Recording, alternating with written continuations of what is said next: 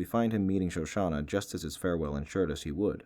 Before taking his seat, he's met with a moment of pushback from Zoller, where he asks Zoller if he, a private, is questioning the orders of a colonel. Now, he could have ended the matter there, but he goes on to ask if he is being too sensitive about the matter. That last remark is important because it shows once again his civility and his manners. He doesn't get angry or offended, he simply takes his stance in a polite way, keeping up his well-crafted image of a gentleman. This was more subtly present in the previous scene, but it is present in every scene we find Hans in, and I feel this was a good example of showing this particular characteristic of his.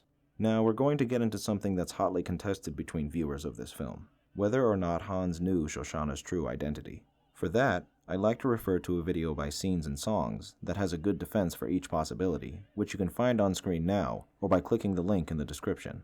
This video of theirs is also where I learned the difference between au revoir and adieu, so thank you, Scenes and Songs. Personally, I think he did know that Emmanuelle was Shoshana. The ordering of the milk, her being obviously uncomfortable, and that last moment where he stares at her while he tries to remember what he was going to say to her, all are strong indicators that he knows. It's possible that he may have seen a photo of her, and with a man like Hans, I doubt he forgets any face he's seen.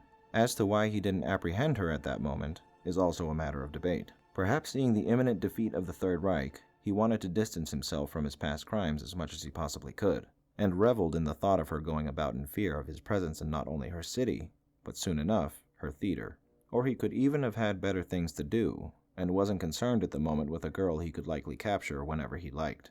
All of these things are possible, as well as the possibility of him not knowing who she was in the first place. Let me know what you guys think about this down in the comments. Aside from that, this scene does contain some of the things we went over in the previous scene, but to a lesser degree. He still uses tension, and action or inaction, to interrogate her about her theater, but as far as character development goes for Hans, that's about it for this scene. The next scene we find Hans in is where he's investigating the shooting at the bar. This scene opens with him inspecting Hugo Stiglitz, and what he says here ties into the trope of the banality of evil. Here, all he has to comment on is the fact that Hugo is wearing a uniform that is higher in rank than he had previously achieved. Obviously, he's taking a jab at him, but I think this is definitely a nod to how a character who falls under the banality of evil would react to this situation. He goes on to examine the other bodies, and from memory, recognizes who the men are, which reinforces the notion I put forth in the previous scene, the fact that he may have indeed known who Shoshana was if he had seen a photo of her. As far as anything more in this scene that defines his character that we weren't aware of, there isn't much. We do get to see him in a more Sherlock Holmes-esque situation though, where he's attempting to piece together the puzzle of a crime scene, and does so with a great attention to detail, showing us that he has a prowess for the craft outside of interrogation.